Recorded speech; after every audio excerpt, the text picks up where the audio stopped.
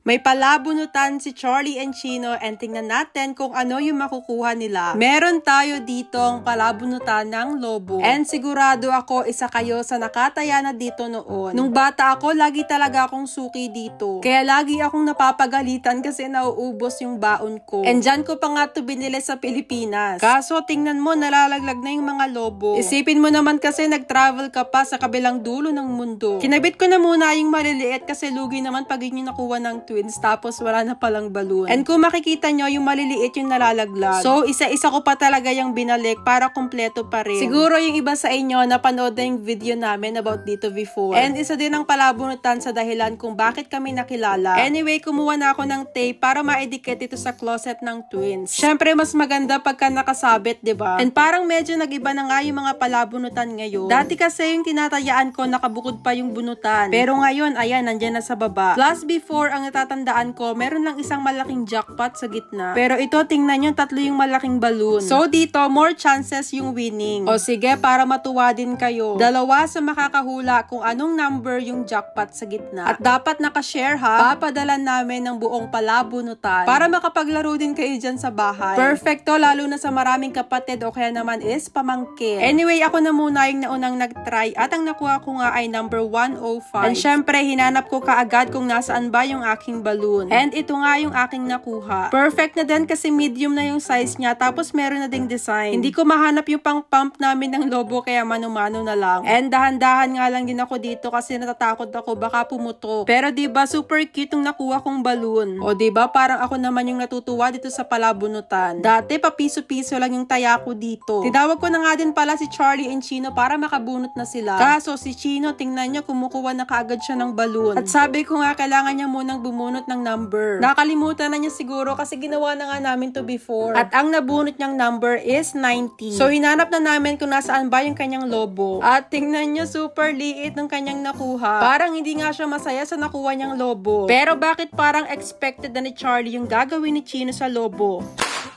Ayan, pinutok lang niya yung kanyang balloon. Next naman nabubunot is si Charlie. And tingnan naman natin kung anong number yung kanyang nakuha. So, ang nabunot niya is 101. And syempre, hinanap na din namin kung ano ba yung kanyang nakuhang balloon. In fairness naman, medyo malaki yung kanyang nakuhang balloon. Kaso, nung lalagyan na namin ng hangin, tingnan mo naman, ayaw niyang maglobo. So, parang defective tong aming nakuha kasi nasira pa nga siya. Tingnan nyo, ayaw niya talagang maghiwalay at talagang nakadikit. Siguro, lumang stock itong lobo. Kaya sabi ko, bumunot na lang ulit siya ng panibago. So, yung nakuha niya naman is 139. And tingnan mo, maliit pa rin yung kanyang nabunot. Puro maliliit yung kanilang nakuha. Pero buti na lang kahit maliit is happy itong si Charlie. And nilalaro-laro pa rin niya. Tuwang-tuwa pa nga ang bata sa kanyang nabunot na balloon. Tinanong ko siya kung gusto pa niyang bumunot kasi si Chino ayaw na. At sabi niya magtatry pa daw siya ng isa kasi baka makuha niya yung jackpot. Kaso, eto nga, bumunot na ulit siya ng number. And ang nabunot niya naman is 150. Hinanap na namin kaso mukhang nasa ilalim.